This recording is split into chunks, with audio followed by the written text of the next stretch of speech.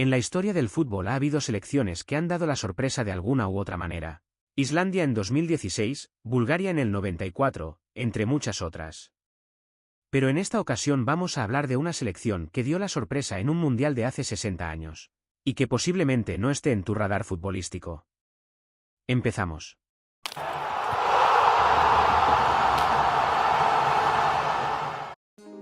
Nos vamos al Mundial de 1966. Y si has leído el título del vídeo habrás visto que se trata de nada más y nada menos que de Corea del Norte. Un país que cuesta pensar que destacara en el fútbol. Pero antes, un poco de historia para ponernos en contexto. Corea del Norte nace como país tras la Segunda Guerra Mundial. Antes de eso, la península de Corea le pertenecía a Japón, pero tras su derrota, su territorio quedó afectado y esa península se la dividieron entre Estados Unidos y la Unión Soviética para debilitar a Japón. Estados Unidos la parte sur poniendo un régimen capitalista y el norte acabó para la Unión Soviética siendo esa parte comunista. Pero en 1950, en un intento americano de reunificar las dos Coreas por la fuerza, se inició la Guerra de Corea, la cual duraría 3 años y que apenas cambió el territorio. Pero la clave aquí es que la guerra actualmente no ha terminado como tal, pues solo se firmó un alto al fuego en 1953 y nunca un tratado de paz, por lo que sobre el papel las dos Coreas siguen en guerra, de ahí la tensión entre ambos países. Fue al poco de terminar esta guerra que la selección de Corea empezó a jugar sus primeros partidos, siendo el primero una victoria por la mínima a China. Pero tendremos que avanzar 10 años al futuro para llegar a esta historia. A la clasificación del Mundial de 1966. La clasificación a mundiales en aquellos años era muy distinta a como lo es ahora, pues África, Asia y Oceanía tenían un solo cupo entre ellas. Esto hizo que casi todas las selecciones africanas se negaran a jugar al tener tan pocos cupos.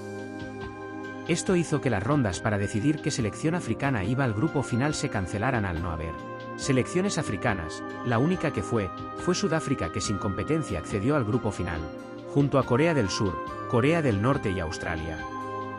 Pero aún habrían más abandonos. Corea del Sur se retiró por problemas logísticos por el cambio de sede, la cual fue Camboya.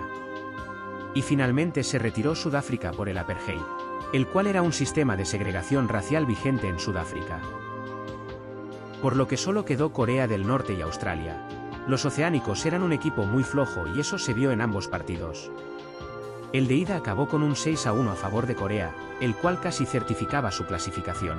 Pero no contentos con eso, en el de vuelta les metieron 3 más, acabando 1-3 y con un global de 9-2, por lo que por primera vez en su historia, Corea del Norte fue a un mundial. Ya en tierras inglesas, los coreanos se encontraron con un grupo nada amable. La Unión Soviética, liderada por Lev Yashin y finalista de la Eurocopa 2 años antes, la cual perdieron contra España. Chile, la Roja, venía de hacer un Mundial 1962 sobresaliente en sus tierras quedando tercera, e Italia, que estaba en los lejanos tiempos en los que clasificaba a mundiales. El primer partido fue en Middlesbrough ante la Unión Soviética, donde perdieron 3-0 con un doblete de Malofeji y otro de Vanishevsky. El segundo encuentro era contra Chile en Middlesbrough también, y esta vez salvaron un empate en el minuto 88 con un tanto de Park Seon. Llegamos a la última jornada, y nuestros protagonistas eran últimos con un punto, empatados con Chile y a 1 de Italia, pues recordemos que las victorias valían 2 puntos, y los italianos habían ganado a Chile en la primera jornada. El partido, otra vez en el mismo estadio, se saldó con un resultado histórico. Una victoria por 1-0 con un gol de Park Duik en el minuto 48. La victoria sumada a la derrota de Chile ante la Unión Soviética daban el pase a cuartos a Corea. Aquella victoria, hasta el día de hoy sigue siendo polémica, pues se dice que los jugadores italianos se dejaron. O la más famosa, que como los jugadores eran muy parecidos los cambiaron a todos en la segunda mitad. Sea como fuere, Corea del Norte iba a disputar unos cuartos de final de un mundial, y ante la todopoderosa selección portuguesa de Eusebio. El partido comenzó y contra todos los pronósticos Corea del Norte se adelantó en el marcador, pero no por un gol, sino por nada más y nada menos que por 3 goles. Con los goles de estos jugadores, los cuales no me voy a atrever a pronunciar. Por lo que en el minuto 24 Corea estaba ganando 0-3 a una de las favoritas para el Mundial, una goleada histórica. No obstante, duró poco. Al 27 Eusebio marcó el 1-3 a pase de José Augusto, Y posteriormente de penalti Eusebio recorta distancias haciendo el 2-3 al descanso. Y esta vez no hubo milagro y Corea cayó finalmente eliminada en la segunda mitad con otros 2 goles de Eusebio, incluyendo uno de penalti, haciendo así su póker particular y un último de José Augusto, cerrando así un 5-3 que era definitivo y que permitió a Portugal meterse en semifinales y conseguir su mejor participación en un mundial, quedando tercera.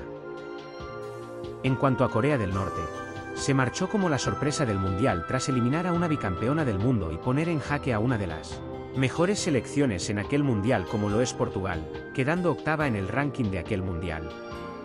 En cuanto al futuro de Corea, pues poco más. Volvió a un mundial en 2010, aunque ni de lejos repitió aquel éxito. Perdió ante Brasil por 2-1, luego perdió 7-0 ante Portugal, partido el cual supuestamente se transmitió en Corea del Norte, pero que se cortó cuando iban 4-0, y cerró su participación con una derrota por 0-3 ante Costa de Marfil. Actualmente es un país que va jugando alguno de sus partidos de su fase de clasificación del Mundial, aunque no se ve que pueda volver pronto. Veremos a ver si para 2030 puede volver a jugarlo. Dime, ¿conocías esta historia? Si es así déjamelo en los comentarios y comenta si conoces alguna similar. Con esto me despido, un like y hasta la siguiente.